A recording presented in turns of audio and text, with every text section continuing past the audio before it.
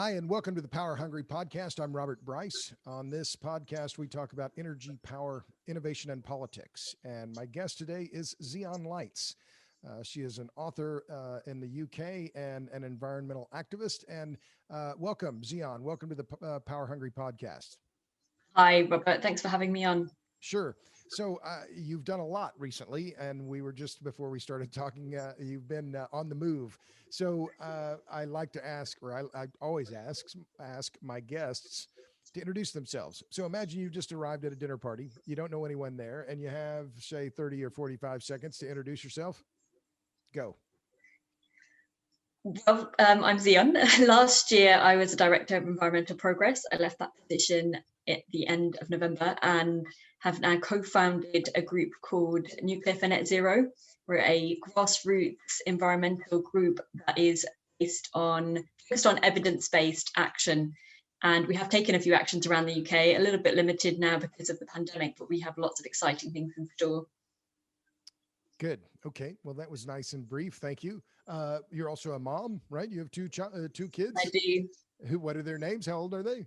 They're Raven and Arwen. They're 7 and 9, quite young. And at the moment, the schools are closed here because of lockdown. So I'm teaching them in the day. They have set work for 4 hours a day, and then working evenings is a little bit mad. It is much. Yes, I know. Everyone is a homeschooler these days. So one of the reasons I wanted to talk to you is that you've had a very interesting last few years. Is that fair?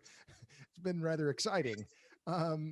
You were a spokesperson for Extinction Rebellion, and then you had a change of heart. Is that a change of mind? Talk about your experience at Extinction Rebellion and why you left that group, because and maybe it would be best for you to introduce Extinction Rebellion, because I think some of my listeners might not be familiar with their worldview. So Extinction Rebellion is also a grassroots movement. It was founded here in Britain and has sort of swept across the world. It's only, I think, 3 years old now, so it's not been around long, but has affected massive change, particularly in this country, by taking direct action, so specifically breaking the law, causing disruption, to get the government to declare a climate emergency, which a lot of our local councils have done, and to get net zero date put in place, which our government has done, which is 2050, although all the different political parties have different years ranging between 2030 and 2050. So they've massively helped shift the dialogue around climate action, and also kind of put to bed a lot of climate denial that was flying around for a long time before that. And they did that very much within the first year. I think this massive invigoration of talking about really important issues, which is become normal now. And I think almost people forget that a few years ago, and I don't forget because I was talking about climate change a few years ago, no one wanted to hear it, and it was actually very difficult to have a conversation. And you'd start talking about climate change and someone would say, no, I think it's something to do with the sun, actually, I think it's not real. And now over here, at least, that doesn't happen. Probably a good summary. Okay, so I watched the 2019 interview you did on the BBC, which is now fairly famous, and I would venture maybe a pivotal media experience for you. You were interviewed by Andrew Neil, and you were asked to defend some of the statements that had been made by people at Extinction Rebellion, and I could see you squirming really in your seat. And I'm not being rude here. I think is that a fair assessment of how you were trying to respond to Andrew Neil's questioning? I was one of the most vocal voices in Extinction Rebellion when it came to evidence-based information. I was one of the most vocal voices. So alongside the scientists for XR, the scientists, that's what the group of scientists in Extinction Rebellion is called, they would kind of fact check, what spokespeople were saying, what the official literature said. And I was in those groups, and I was very vocal and had called out ridiculous claims, frankly, ridiculous claims about what will happen because of climate change. And so what people didn't know in that interview is that I had spent 6 weeks arguing over the exact thing Andrew Neil asked me about. The first thing that he asked me about, which was about 6 billion people dying by the end of the century. I had called it out and called it out. I had sat in hours of meetings, because basically there was a whole faction of us in XR who said, look, we need to just own, we shouldn't have said this, the person shouldn't have said this, it was a rogue statement, the evidence doesn't support it. But then the problem was there was a whole other faction of people who said, no, we have to stand by spokesperson, we have to stand by this figure. We found some scientists who might now support it, who'll go on record supporting it. And I said, look, that's not how science works. And honestly, it just went round and round. It actually became I just got fed up with it and said, fine, we're just going to never talk about it again. The fact that I sat down after being briefed on all the different topics, sat down, and that was the first thing that was said to me. I did squirm because I didn't know what to say, because as someone who believes in following what science tells us, what the most up-to-date information is on any issue, I couldn't sit there and say, yes, that figure is correct, right? And he really hammered home on that 6 billion. He just kept asking about it. But I also, as a spokesperson for Extinction Rebellion, couldn't say, oh, we don't stand by the figure. It caught me in a really awkward... You couldn't repudiate them because you're working with them, and so you couldn't do it there. I mean, I could have, but I wouldn't have been a good spokesperson, and I was trying to tread that line, and that was the last time I quit after that, because I just thought, I can't represent this organisation publicly anymore while they stand by figures like that. And I wasn't the only one to quit over that.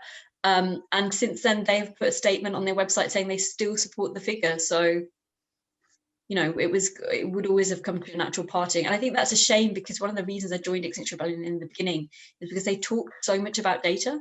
They talked about the IPCC report. That kind of made me think, wow, a green group that's doing something a little bit different, this might be a space for me. I joined and catapulted straight into the spokesperson role. But yeah, it culminated in that moment with the exact question that I couldn't answer. So we talked before we started recording that conversion stories are popular, right? Paul in the Bible, right, becomes the great evangelist for Christianity. And you've had a conversion experience as well. Is that fair? I mean, to anti-nuclear to pro-nuclear, is that, or is what? How would you describe your own? And is that right? Is that are you a convert now? I mean, how do you describe your transition in thinking? You're right that people love that story. The media has a heyday with that story. But the truth is that I've been pro-nuclear for quite a long time. Okay. And I actually left the Green Party to be a member of the Green Party here, and I actually left over the nuclear issue.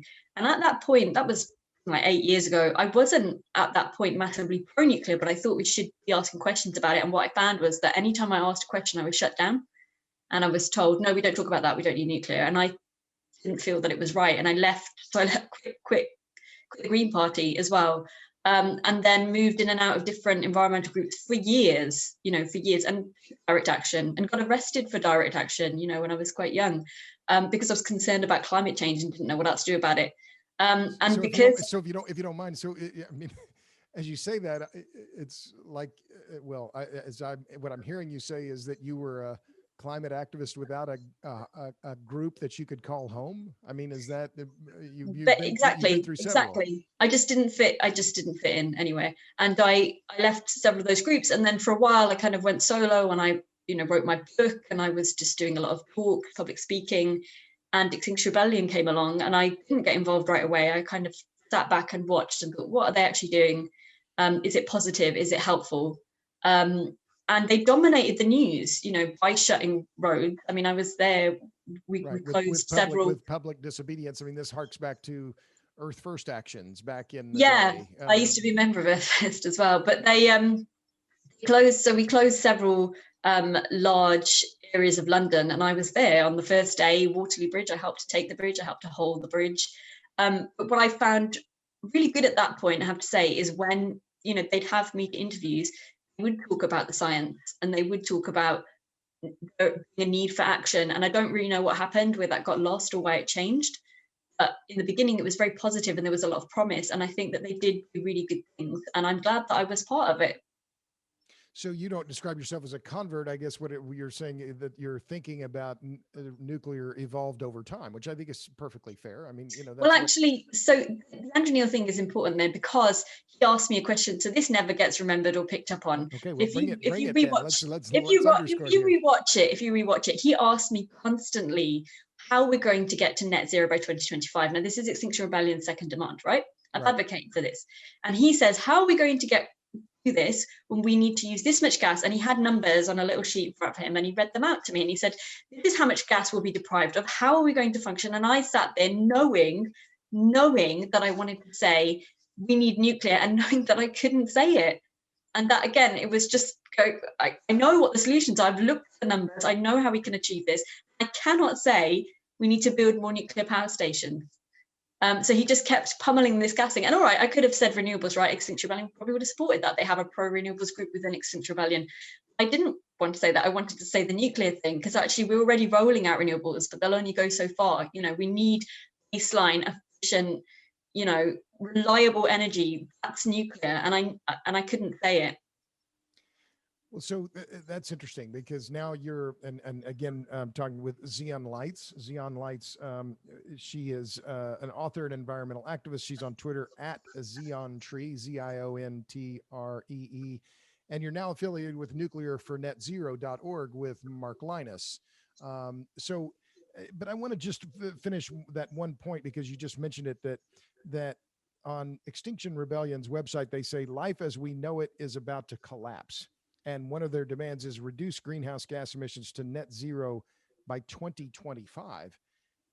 I have to ask the question. I mean, isn't that a recipe for poverty and disaster, frankly? I mean, in 4 years to quit using all hydrocarbons? I mean, it would be a ruinous event, wouldn't it, for people all over the world? People would starve to death. I mean, there'd be unemployment. I mean, it'd be a massive dislocation, would it not? Well, what we would say in Extinction Rebellion is that aim of 2025 was to shift the dialogue away from, you have to remember at the time when we were, having these interviews and doing these actions, there was no plan for net zero in place. Government was not using that terminology. Greta wasn't even using that terminology at that point. We were there saying we have to have a commitment. And we're just going to pick, basically, I mean, I didn't pick the date, but basically an early date was picked because they were just trying to force a conversation. And it worked, right? So even though the government's come up with 2050, that's what our target is, that exists because they kind of did what activists would call shift the Overton window, using kind of extreme N. I haven't spoken to anyone in XR who really thinks we can do 2025. That's not what it's about. It's more just saying as soon as possible. It doesn't sound as good saying we want it done as soon as possible. We're going to put a date on it, and then we're going to let you go away and work out an actual date. And then we're going to keep pushing for our date because we're going to say your date actually still might not, happen because you're leaving it to future governments. We want to see action now. So I'm sorry, shifting the Overton window. I don't know what that means. What does that? Oh, mean? you don't know. I'm just a civilian. I don't know. So it's taking an idea. It's taking an idea when you present an extreme of an idea, you can help to shift the dialogue away from where it is.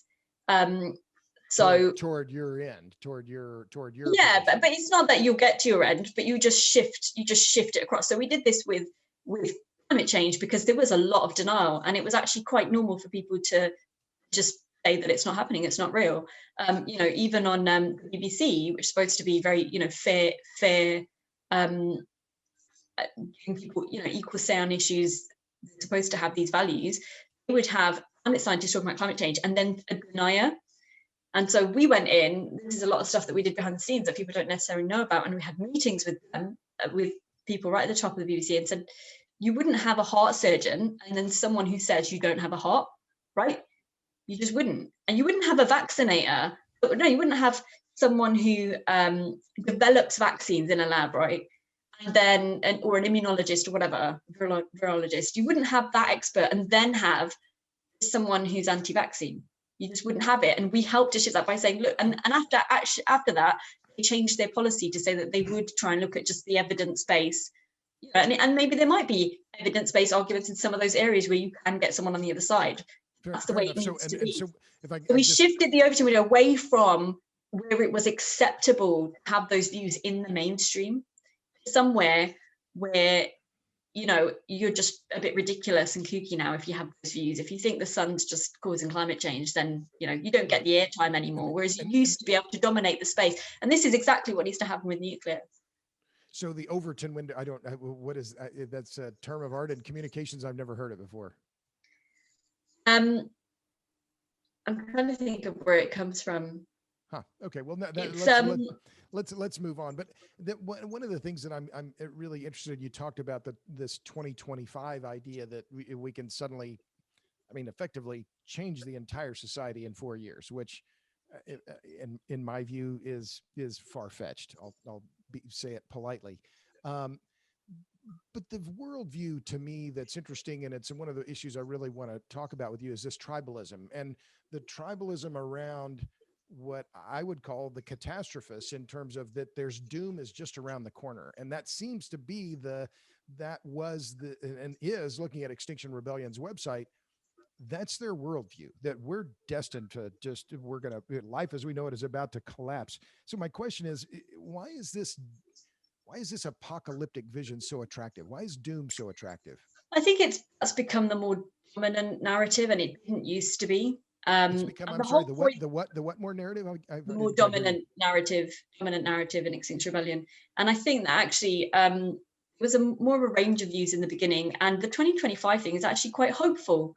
I like talking about it because, and I know what you're saying, like, how on earth would that happen? But humanity, when it works together, can achieve incredible things, right? We put a person on the moon. Look at we created the ISS by working with the International Space Station, by working with other nations that manufactured the parts independently in their countries, right? Fired them off into space using math so that they'd land in the same space, then send astronauts up to assemble it and have people live on it. That's a crazy idea, right? Someone told you that idea. What would you say? It's a crazy idea. That's never going to happen. Well, and fair enough, but I need to argue that point because I get it, but we're putting a handful of people on the International Space Station. We put 2 on the moon, and they only stayed for a few minutes and came back.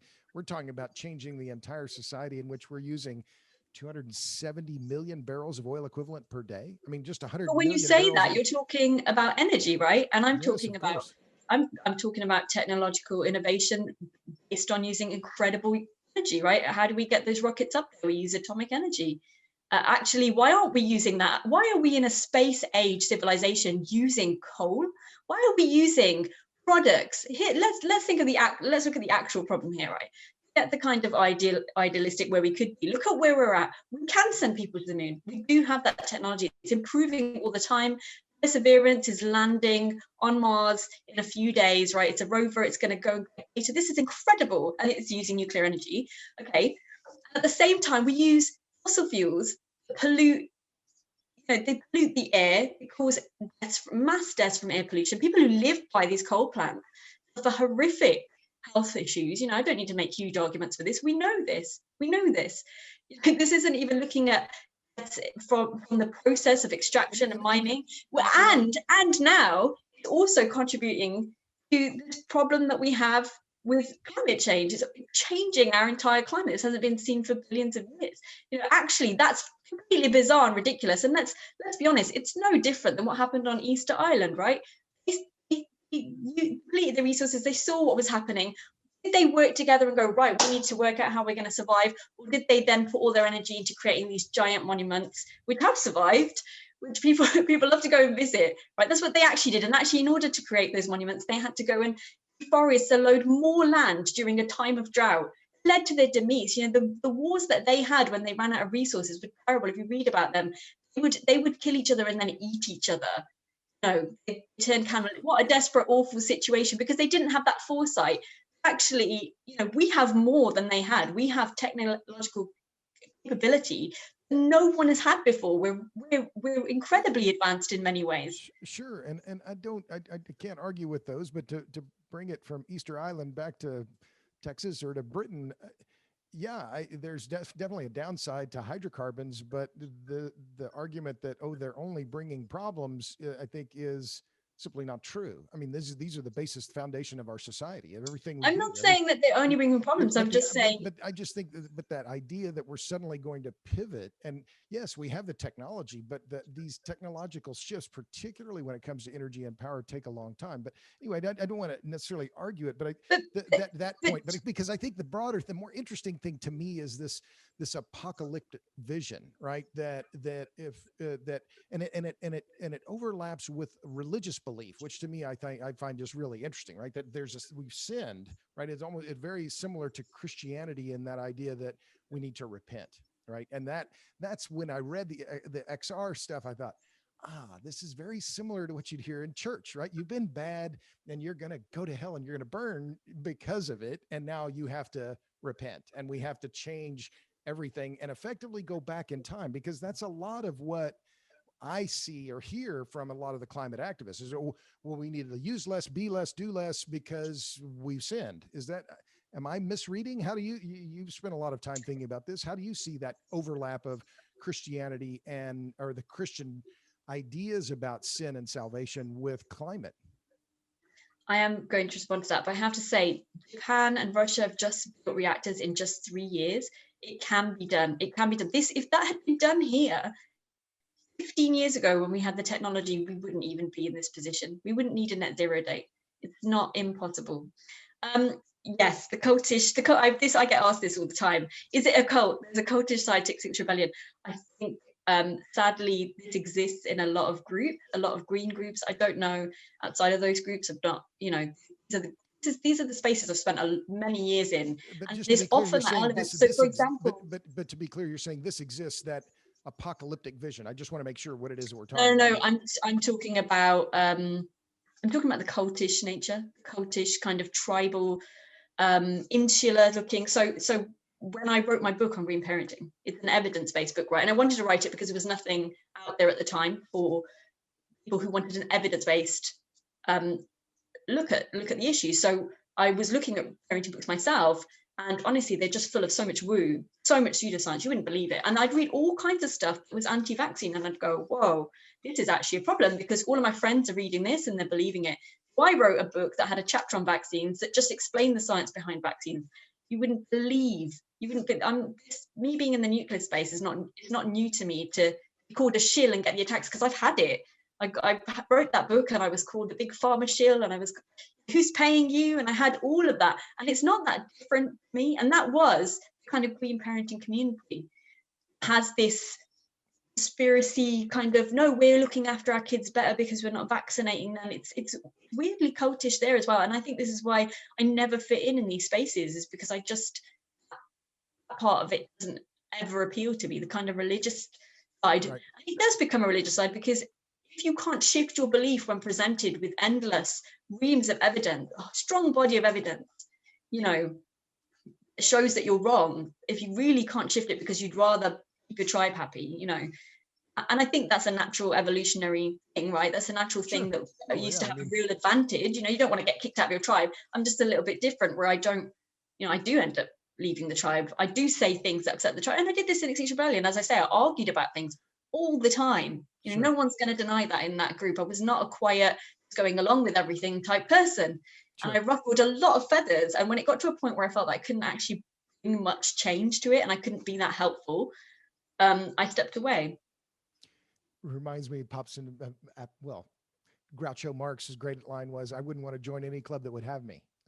It's like, but I agree with you about the cultish aspect of it, that there is this, that we're chosen and we're going to save the others because they don't know. And we're on a mission, right? That there are many, there are several aspects of that are overlapping with, that you can look up how cults flourish, then their characteristics. But anyway, let's move on. In October, you published a piece in the Daily Mail in which you called out Boris Johnson on his ideas about wind energy. First, I just found it was interesting that Boris, who in my view from here in the US, I look at him, he's kind of a Trump-like guy. I mean, in certain ways, right? Very much the populist. He seems like a very unlikely person to be embracing the climate issue. Why do you think that was? What it was did he just see it as good politics? Why did Boris Johnson have a change of heart? Why did he jump to the head of the parade on this?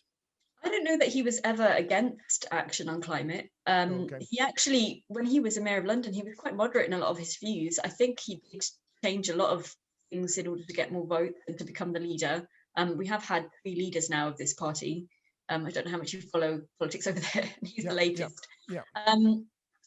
But it's showing leadership. He'll be remembered as taking leadership on this issue. That over here, I realize it's different in different countries, but over here there really is a strong feeling we need action on this now. The polls consistently show that people across the board, young and old, are concerned about climate change, and they're concerned about the future, even though obviously, actually we probably, of everyone in the world, probably, we suffer the least, right? We have lots at our disposal that other countries don't have, and many countries are already facing kind of weather extremes and more prolonged drought or issues that we might not ever see. Obviously, yes, I realize Extinction Rebellion is saying we're going to see them in our lifetime, and it's something that I was involved in having those discussions a lot in Extinction Rebellion. We had those discussions a lot about what does science actually say, and it you can go back and forth on it. You can go back and forth on it constantly, saying this is a model or that's a model, but at the end of the day, we do know at some point it's going to get worse. So why don't we fix it now? And it's just very accepted here now. Gotcha. But your issue really was his point about 40 gigawatts of wind, and that he made a statement about you'll be able to run your tea kettle and everything on wind, and no guilt and so on. But you're, I'll ask you to explain it. What were your key objections to his putting wind in as the solution? Well, first of all, it was just spiel. So he was aiming that it would power a lot more than it would. I can't remember what it was now. Something like, I can't remember the numbers. 40 gigawatts was his number, right? The spiel he put on it when he gave the interviews and his talks was all about it's this many homes, and when you actually crunch the numbers, it was nowhere near. So it's just not as much as it, he made it sound. Also, he's doing that at the same time. I mean, it's great, right? It's great to have climate initiatives, and people want wind at the moment. I mean, right. Actually, wind is controversial in some communities. People want it, but they don't want it near them. Let's say that. A lot of conservationists don't want it because of the impact on the. So there's lots of stuff going. So I don't want to generalize too much. There's lots of stuff going on. Generally, people happy to see, like the idea of wind, but they don't want it in their neighborhood. Yeah, so they're happy to see some climate action, right? They're happy to see some climate action. It's nothing really. It's just nothing. And the problem is that at the same time, I've been kind of writing to Boris Johnson. I published an open letter to him that had about 150 scientists sign it, saying we need to get Sizewell built, right? Because a lot of our old nuclear reactors are shutting down. Something like 14 of the 15, they're shutting down. They're just old tech. We need the new tech. And it takes time, right? We need to start building it now. And he just doesn't sign off on it. He says openly that he's nuclear, yep, all good. And then money doesn't come through, the papers don't get signed off, and things just end up taking even longer and even longer. I don't really know what's happening there. If it's just kind of, I'll say I'm doing it, but I won't actually upset anyone by doing it. I don't know. But in the meantime, all these people are waiting, ready to go in these jobs, all these engineers ready to go. It's ready, it's ready. All the plans are in place. Let's make it, because that's actually, if we build Sizewell C, that will just replace what we're losing. It's not even going to help us. It's not helping with the situation with the climate. It's just going to replace, because otherwise the amount that we're losing is going to be replaced by fossil fuels. And sometimes when it's windy, wind. It's not always windy. I know that sounds really ridiculous, and you wouldn't believe how many people I've explained this to, but I literally say to them, you don't have to believe me. Check energy, electricity map, electricitymap.org. Go and check it any day. Sometimes wind is 15, 60%. That's great. Sometimes it's 0 or 1%. Solar's often 0%. And just look at it. It's just numbers. You can have a look. Where does the energy then come from? It comes from more coal. We still use coal. It comes from gas. We mostly use gas. We use about 60% gas. Sure. So we can build more of it, but that's not the solution. That's a tiny part of a Well, you much bigger problem, of a big sure. problem. So you beat me to the punch on Sizewell C because I was going to ask you to give an update on it. But your update, it sounds like, is that it's stuck. Is that what you're It's telling stuck, me? and it's the problem is as well that it's been stuck for years. So Right. nothing's happening, nothing's moving. It's just not getting off the ground. And we also had another site which was Wilfer in Wales, and actually people in that community really, it's the opposite to NIMBY community. I've spoken to people in that community, and they really want Wilfer. They really want a nuclear power station there because it's a very deprived area. There's no jobs, there's nothing, and they're offering good jobs, apprenticeships. You know, families know that the kids won't have to move away from this area of Wales because Right. it will bring money to the area. Plus, stuff will be done given to the area to help accommodate Right. that balance the fact that they build it. And what happened is they didn't sign off on it, and it went on and on and on. And the company that had invested in it actually pulled out because they'd already put billions into it, and the government hadn't signed off. They pulled out. And And who I was it? spoke. Which company was It that? was Hitachi. Uh-huh. Well, what And you're I describing, spoke to them. I spoke to them because I just wanted to know what happened, and it was in the news, and I wasn't really getting the story. And I managed to find a contact. I said, "Can you just tell me what happened?" And they said, "I'm just going to tell you off the record. I'm going to tell you, UK is not a friendly place for nuclear. Like it's just not. It's not worth it for us to invest this and potentially risk going bankrupt." Because right. this project is not going to get off the ground and it's taken so long. And now lots of other people are sizing up that site. But again, that's going to take years. Right. These guys had the plans, they were ready to go, a waste of time. How can we say we have a net zero date and we're in a climate emergency and then say, oh, we're just going to put a few wind farms over there? It's nonsense. Absolute nonsense. It's remarkable when I hear you saying this that it sounds very similar to what I see here in the United States, which is a lot of lip service and a lot of subsidies. I mean, in a last minute budget bill that was put through Congress in December included extensions for subsidies for wind and solar. A lot of politicians saying, oh, we're supporting advanced nuclear. And okay, I'm all for advanced nuclear, but those reactors are 10, 15, 20 years away from deployment at scale. And meanwhile, we're facing the shutdown of over 5 gigawatts of existing nuclear now, and there is no effort at the federal level to prevent that from happening. So it's just a remarkable disconnect. And it's interesting that the politics that I hear you say about what's going on in UK sound just like what's happening here in the United States, that there is no constituency either to at the federal level in Washington to keep the existing reactors open, and no understanding of, well, you can say you want more wind, but that's not going to solve the problem. And yet there's this, I don't know, is it so I'll ask it to you, is it a collective delusion? Is it an inability to do math? What, I mean, what, that's what I was about to say. It is what it is. The problem is that these people don't understand how numbers work. And I know that sounds ridiculous because the policymakers or the environmental groups, about whom are you speaking? God, hardly anybody. David Mackay, he understood. Go and have a look at his book, Crunch the Numbers. IPCC, great numbers. Nobody else looks at the numbers. Just pull a number out of the sky. We want this number. Magic. It's just going to appear out of magic. That's not how it works. Right. Just you have to add up what you have. You have to add up what your needs are. And actually, then there's that. But there's also people who do understand the numbers and they lie about them, right? So there's a report over here that everybody loves. That's the report on how we get Britain to 100% renewables, and that report requires a 60% reduction of personal energy use. So they have crunched the numbers. They do understand that we're not going to meet demand, even if they build all of this over here. It's not going to be enough. They're basically saying we need, and I'm like saying that we need to do that. 20 years ago, it's true, I used to say, oh, we should all just live with less, we should lower our carbon footprints.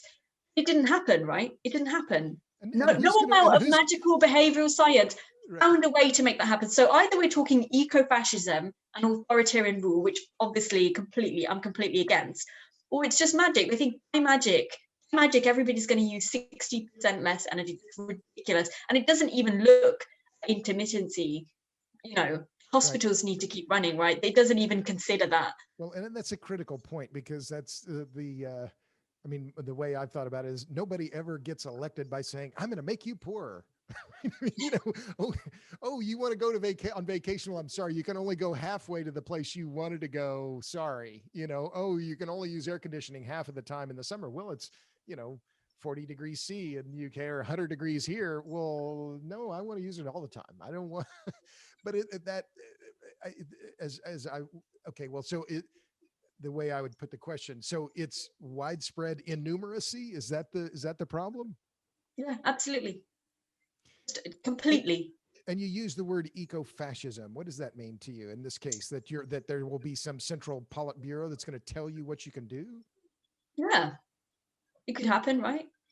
It could happen. You could I have sure people hope not. coming and checking your meters and saying, how much are you using? How much energy are you using? You use too much. And you know what would happen? People who are really well off would be all right because they just pay to get more credits or whatever. And the people who aren't very well off would just have to scale right back and live in cold houses. Not that different to fuel poverty issues now, to be honest. It's a ridiculous, but the thing is, I'm not saying that it will happen. I'm Yeah, saying no, that I that understand. is the end point of that. That's a logical kind of conclusion of that. Right, we all have to reduce by 60%.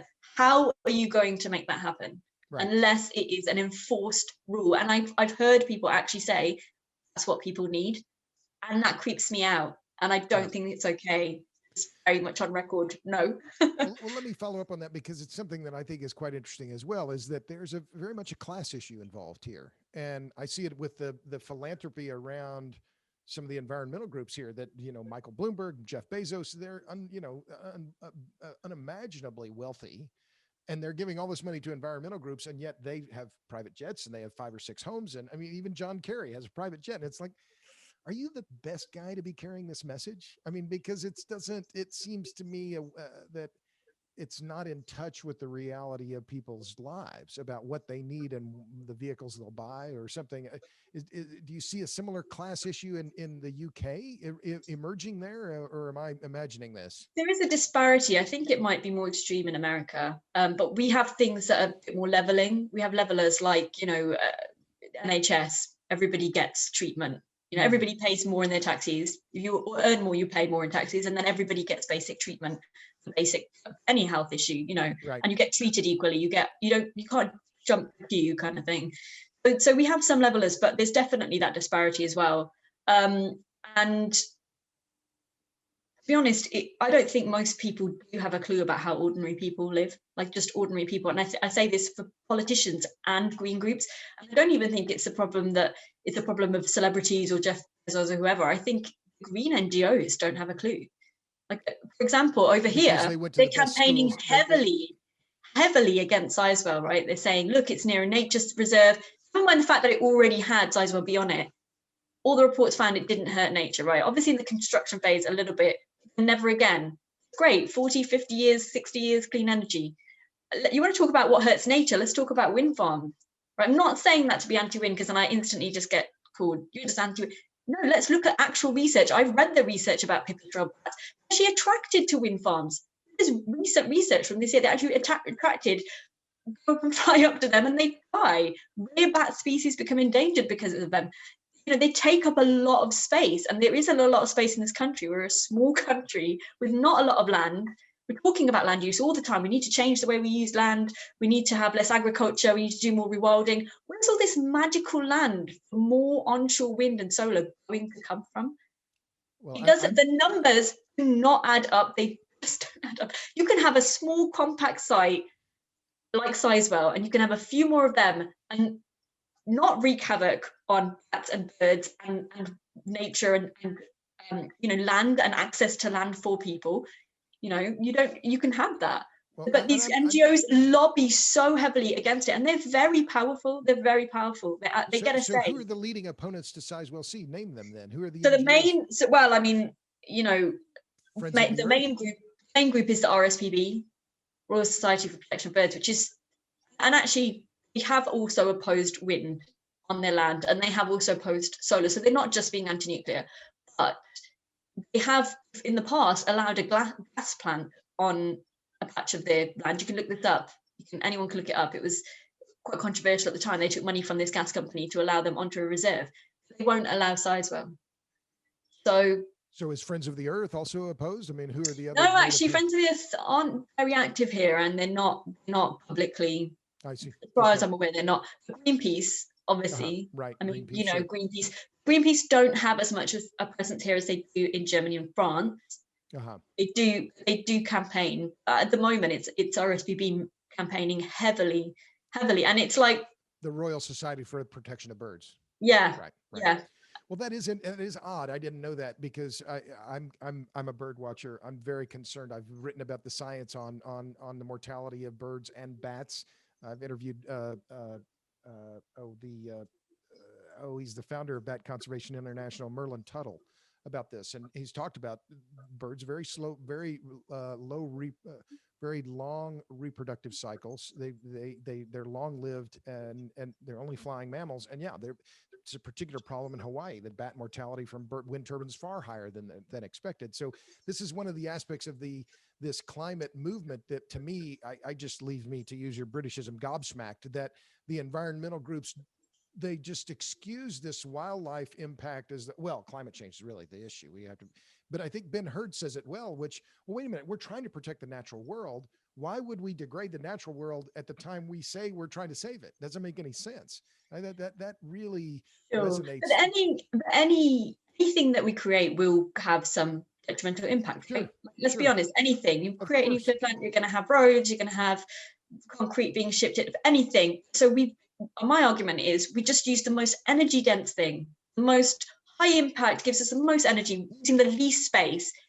Across the board, that's nuclear. There's so much research. I don't think I need to write lots of stuff on it. You could just look it up. It's there, right? That's where I have these conversations where I show them, and I did this with the RSPB. I actually wrote a whole article about it, about land use. And I sent them the research, and they just said, "Oh wow, it's too expensive." So they moved the goalposts. So it's not really about any of these issues, and it's very hard to have a conversation when they move goalposts, because it's just somebody being anti-nuclear, and they'll just up another, and then it will eventually get to, it's waste or it's radiation. You just go, you guys have fueled this climate crisis, right? You guys have fueled it. And all the bird decline that's going on over here, which is massive, like we're losing species at a ridiculous rate. I mean, all over the world, but it's very noticeable here. We don't have a lot of wild animals. We don't have I remember traveling around America and bears and coyotes, and we just don't have, we don't really have any predators, foxes and badgers, that's it. They're not really, right. So we don't have much. People really value it. And basically they're lobbying against the solution, but one of the biggest solutions, which is nuclear, has led to this decline. It has led to more of a decline, and they've actually made it worse. It is remarkable, and frankly, to me, deeply depressing. Just that this blithe kind of acceptance of these land use impacts, and in particular, you mentioned that, and what I've seen in the press, and I follow it pretty closely, is the backlash against wind and also high voltage transmission lines in all of the UK. It was in Wales that they had 1,200 people showed up at the Synod there saying, we don't want more wind, we don't want more pylons, that this is deeply unpopular. And my response is the same as yours. Well, it has to have a small footprint. And I remember, in fact, Sizewell C, the comparison of the footprint of the Sizewell C versus wind and versus solar. And it was just a great graphic. And I'm sure I have it on my computer, but I've done similar graphics myself. I wrote an article about it, about this, it's a Medium piece. It's called Nuclear in Nature, the Love Story No One Wants to Tell. And it looks at Dungeness nuclear plant, which has been chugging along for years, and wildlife that's actually thriving in that area, largely because it's not, impacted by people. People aren't really going and walking around the site. Birds are nesting there, endangered species are nesting there. This is actually incredible. And it's the opposite what you hear, right? Which is that it's going to destroy all the wildlife. No, actually, I'm sorry, but that is wind. That is wind turbines on a mass scale. And it's not just, I've heard people say, well, we just have it on offshore. It's the same offshore. The numbers of bird deaths are the same offshore. It's on their flight paths. Maybe there is a way to actually just don't kill them on the flight paths, but it's not happening here yet. It's very hard to have those conversations. As soon as you say it, people just shut down. No, you're criticizing climate action. Climate action is building more nuclear plants. Right. Is if you think long term and if you understand basic numbers, that's it. Right. You said that there were nesting. Did you mention a bird species? I'm sorry, the audio we have is just a little off. But you were saying there were certain bird species nesting at the nuclear plant. There have been several that have been found. Yes, there's a whole report of countless species that hang around in the Dungeness Nature Reserve area where the nuclear power plant is. And the maybe plant there, and the nuclear plant there is which one? I'm sorry. Dungeness. Dungeness. Okay. Yeah. Well, so following on that very thing, because over the past few days, and I saw you on Twitter talking about this, that Leonardo DiCaprio, Mark Ruffalo, other high-profile activists have repeated again their claim the world can run solely on renewables, and there's a new group called Global 100 RE Strategy Group.org. And it's the same characters, the same, from Stanford. And I've written about Mark Jacobson, and he's sued people who've criticized him. And yet they keep making these same claims over and over. And I've looked at the number of offshore platforms they would require, the number of wind turbines onshore. It's staggering, the numbers. But so what he did was he tried to sue someone that reviewed his numbers. And when there was a critique, he dropped the lawsuit. He dropped it. No, I'm well familiar. And he was ordered to pay the legal fees. And I think he did. It was over $600,000. Yeah, that's. So anyway, that's the preface. So why is renewable energy so popular? We've talked about the numeracy issue, innumeracy rather. You have a master's in science communication. This is your life work. I ask this a lot. Why, in your view, why is this idea of renewable energy so popular? First of all, it's called renewable energy. What a great name. Secondly, there's been a lot of promotion. No one ever talks about the renewables industry. What do you think of when you hear renewables industry? Do you ever hear that terminology? Of course, it's an industry. Of course, there's people behind it. If I talk about nuclear, I instantly get called a shill and you work for industry, which I don't. That's what I get accused of. A lot of the renewable companies are owned by gas companies, owned by fossil fuel companies. They have lots of money. They branded it so incredibly well. Wow, I wish someone would do that for nuclear. I really wish they would, because actually there's so many positive things about nuclear that no one knows about, right?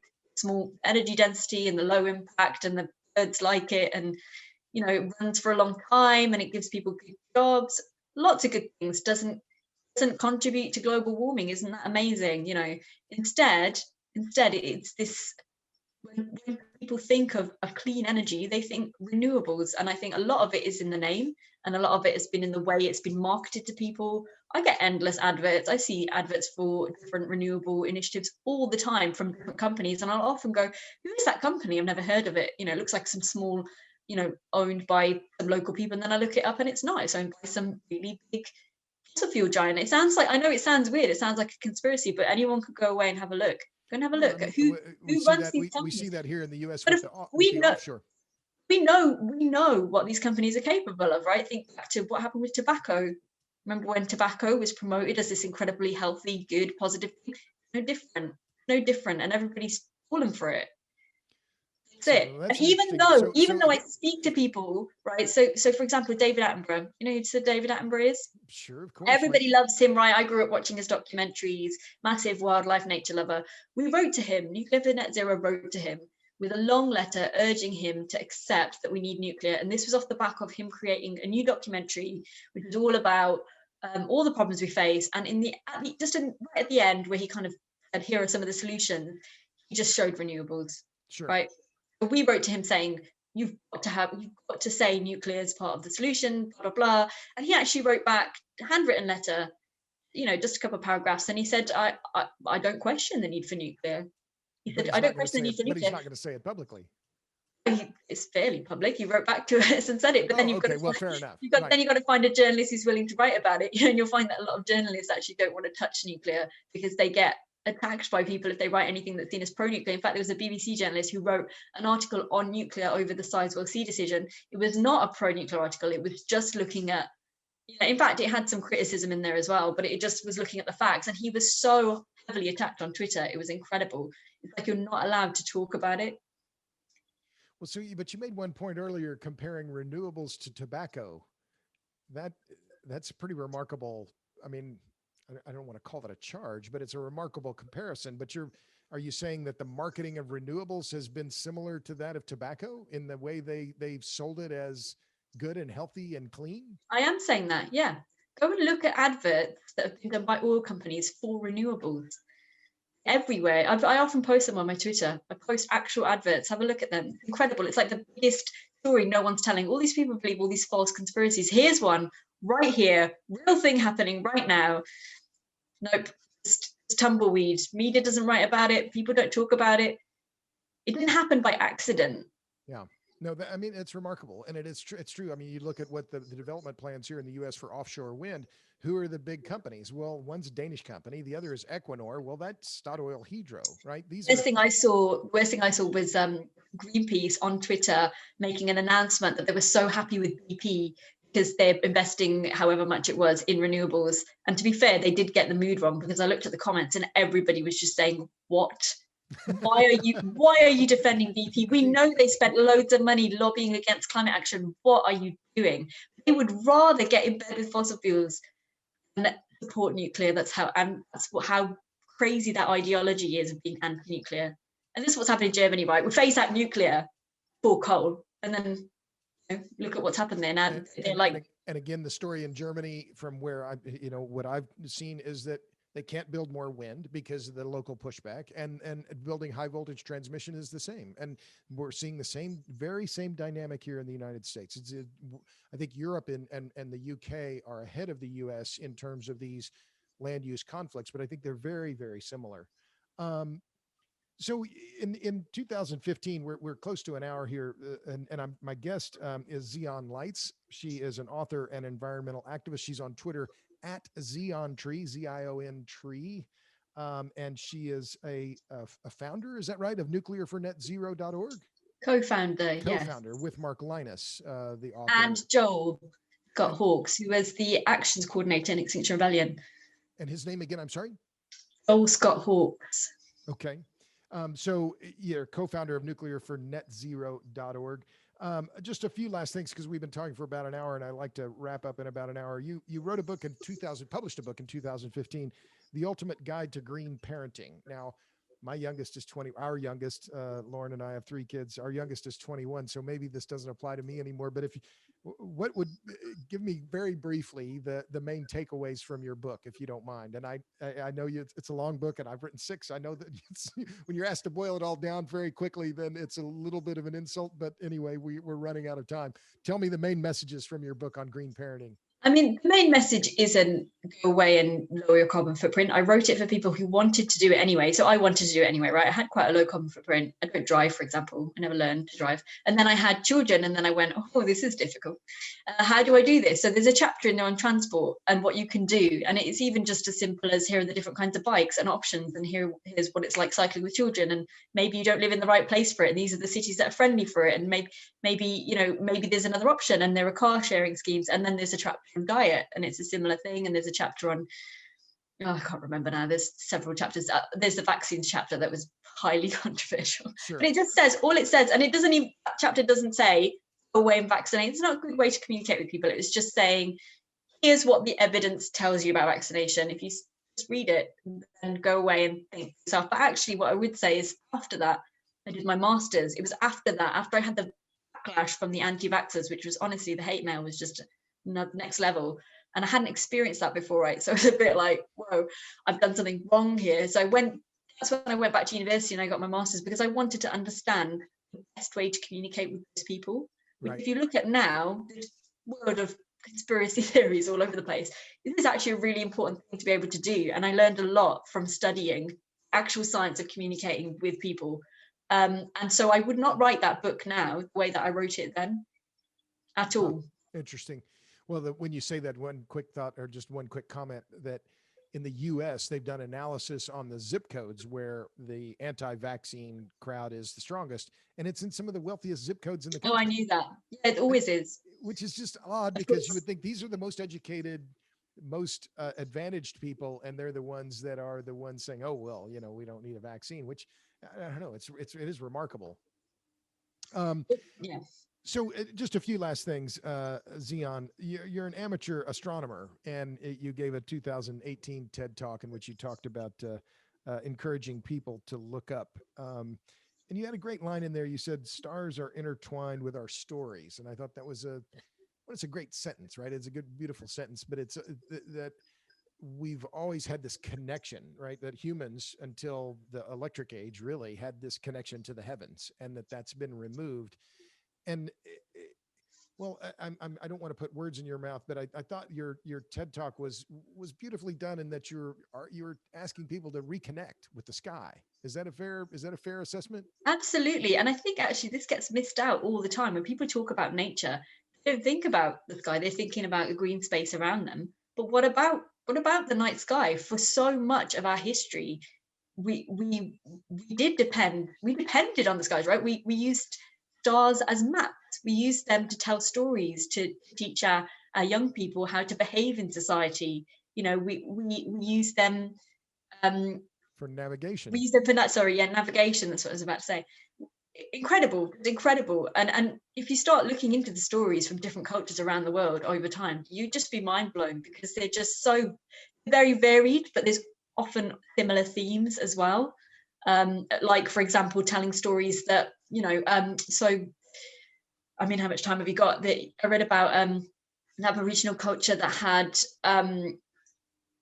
they call the emu in the sky. And actually, if you look up at the night sky there, you see, in Australia, you see, they're looking at the dark matter. So they're not looking at the stars, they're looking at the area around the stars, which is quite an unusual thing to do anyway, right? And what they see is an emu, and it does look a lot like an emu. You sometimes you look at constellations, you think, that doesn't look anything like Orion, that doesn't look like a person. But with that, you really can see in the photographs that it looks like an emu. And it rotates as the year changes, as the year continues, moves along. The emu rotates, and as it's in a different position, it reflects the time that the emus are mating, the time that it's time to harvest the emu's eggs, and it's because they're very reliant and in kind of interdependence with this species. I think that's so interesting, and isn't it weird that we don't have any of those stories now? Where did they go? They went, right, because of light pollution. You can't open your door anymore and look up and see the Milky Way. Most people that I know haven't ever seen the Milky Way. They think that the images are the same thing, and it's just not. Looking at an image on your computer is not the same thing. Imagine if you were always seeing that. Most nights you would look up and you would see the constellations, you would see the Milky Way. I think it would change. We'd think differently. I think we'd think differently. We'd have slightly different stories, and it kind of helps you define, I think, your place in the universe. And a lot of astronauts talk about this. They talk about the overview effect of kind of the vision, the picture vision they get from Right. connecting with space. I think astronomy is really important. It doesn't cross over at all with the green movement or green space, but I think it should, as a valuable part of nature and something we should protect. Our ability to be able to look up and connect with whatever you want to call it. The stories Sure. of our ancestors. Or Well, it's an interesting, as you said that, one thought that popped in my head was that because I was in Big Bend about 2 months ago, and I'm going again next month. And, it's a great place for the dark skies, and the McDonald Observatory is out there, and you see the stars there with such vividness that you don't see in town. But the light pollution issue is one other that I think is really interesting about a reflection of our disconnection, right? But the thought that popped in my head was this idea that this reconnecting with nature. Maybe I'm feeding this line back to you, and maybe it should be your line. That reconnecting with nature for us humans requires embracing. If we're serious about rewilding, if we're serious about preserving nature, we have to embrace the highest technology we have, which is nuclear. Right? That if we're going to really be serious about saving nature, we can't shy. I mean, this is the theme of eco-modernism, right? That we can't shy away from the technology that we have. We have to embrace it fully and deploy it rapidly. Is that? Am I getting it right? Is that hit anything near true to you? I mean, I completely agree. Well, Completely then agree we're with that. then class So adjourned. No. Well, no, I just think it's an interesting idea, right? That if we're going to save nature, we can't shy away from it. It's now that is the theme of eco-modernism. We can't, we might, as Stuart Brand said, we're as gods, we might as well start acting like it, right? So that, but I think that fear of nuclear that's been inculcated in this in the society over decades by groups like Greenpeace and the others, it's it's enormous, and it's the nuclear enormous has hurdle to overcome. nuclear has such a poor. It just has a rebrand. It just has a branding issue. It needs rebranding. So and in green groups, you often have this kind of idea of people have this idea of what's natural and what's not natural. I actually just wrote about this for Yasha Mook's blog that he asked me to write an article about. And for example, vaccines, right? Small group of people don't see them as natural. actually would think that it's more natural to get measles or to get something like polio where you could die, right? And there is a big disconnect there, but it comes back to this idea of what is and isn't natural. And it's the same with people who are resisting the vaccine for coronavirus. Actually, let's just step back for a second about that whole natural, not natural thing. Coronavirus came from a bat, isn't that natural? You know, natural, is natural always good? Aren't humans natural? Look what we did. And not just what we did now with climate change. Look at Easter Island. Look at the Romans. Look at what civilizations have done forever. It's actually kind of natural to screw up if you're human. Let's be honest. Let's be honest and look at our history and just own it. All right, yeah, it happened. But now we're going to evolve. We're going to evolve past that. This is what needs to happen. We evolve past that to a point where we have the foresight, where we understand that we don't do that anymore. We use the technological innovation that's there. We protect as many people as we can, to protect as many species as we can. And we have a kind of abundance for everybody. Is that such a crazy thing to hope for? Nobody wants to see people living on the street, right? Nobody wants to see people suffering. Nobody wants to see them fleeing out. That thing that just happened in India with the glacier, nobody wants to see that. If we have solutions, there will always be some chaos. We don't have any control. You know, I don't believe in any kind of God. I'm an atheist. It's total chaos out there. I completely recognize that. Where we do have control, we should do everything we can to make it better. We cannot do that without the power of the atom. We just can't. It's impossible. And the moment we embrace that, when humanity embraces that, everything will change. And I actually think that's happening, because Japan just recently announced that they're going to build more nuclear after being anti for so long because of Fukushima. You know what happened? The energy became unstable. They had blackouts. Yeah. They realized, hey, blackouts are actually worse. Yeah. They're far worse than anything that happened at Fukushima. We don't want to live with blackouts. What's going to happen if your hospital has a blackout and you've got fridges full of vaccines that have to be kept at a certain temperature? I say this to people who've actually said to me, well, blackouts, we can live with that. And I've said, no, hold on. I'm not just talking about your light goes off. I know, really, that's the privilege we've reached, where we just can't fathom what it's like. Right. Other people in other countries. They've never spent any time in Beirut. So used to just turning your light on and off. It's always there. What does 60% less energy actually mean? You know, how are we going to keep those vaccines at a certain temperature? What about the people on the incubators or other important equipment? Sure. What about when your house is too cold? You know, actually, what if we could wave a magic wand and fix that? Wouldn't you do it? Who wouldn't do it? We would all do it, right? If we were really honest, what we want, what everybody wants, their children, it's what we want for the world, everybody would do it. And there's no denying that so much of that comes to nuclear. And that's why I did start out being anti-nuclear. I did believe all the lies about Chernobyl and waste and Fukushima.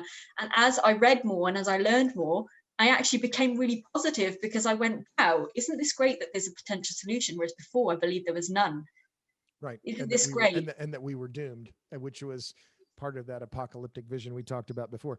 Okay, so last two things. My guest is Xeon Lights, and we've been talking for about an hour, and I don't want to keep you all day here. And you're in, are you in Devon? Where do you live in the UK? I do live in Devon, yes. Uh-huh. And a small city called Exeter. Exeter, okay. So last two things. What are you reading now? What I know you're a writer. What you a fiction reader? What do you read when you're? I read constant nonfiction. I'm actually rereading an old Carl Sagan book called Shadows of Our Ancestors. It's really interesting. Carl Sagan's like my biggest hero. I like to occasionally dip back into one of his books that I read before. Just really, really forward thinker, amazing science communicator. And tell me the name of the title again. Shadows of Our Ancestors. Shadows of Our Ancestors. Thanks. So last question. What gives you hope? What gives me hope is thinking about where the discussions were about the problems that the world faces, where they were 10, 20 years ago. And those were discussions that I was having. And where those discussions are now. I've never seen so much discussion about these issues. Yes, it's awful. Somebody produces a paper and it's nonsense, and then they get the scientists to sign it, and then celebrities tweet it, and you go, what? More post-fact era stuff? This is terrible. Actually, if you zoom out, we're having these discussions. People are having these discussions. They're looking at research. They're looking at evidence. You know, in my experience, it's this is just really new. Actually, you can post something on Twitter, within 5 minutes you'll be fact checked. You can very quickly find out and someone will have a link for a video, and you can go and learn something new. We've had capability, the internet for a little while, but it's really got to this point where we're in this incredible information era. And if you use it well, obviously not everybody does use it well, but if you use it well, the potential is incredible. It's just enormous. I think it's changing the way our brains work, really, isn't it? In the same way that when we developed the written world, people's memories weren't as good. People used to carry lots of information around, and they'd be able to tell really long narratives. When the written word came along, could write more of this down there. Actually, the capacity changed, but in a way, you can hold more information even if you haven't memorized it, because you can write it down and then you can communicate with other people with the word. Well, that's kind of what the internet is as well. I think it's amazing. So if I were to abbreviate, what you're hopeful about is that the conversation is trending in the direction that you hope it would toward the first time in a long time. So I learned about climate change when I was at school, and that was 30 years ago, and I was worried then, and it's taken 30 years for us to have conversations. This is great. This is great news. This is what I tell much younger people who are going, the kind of Greta generation who are just going, I have no future, what's happening? I'm like, guys, you know what it's been like for 20 years. Nobody cared. You talk about species decline, nobody cared.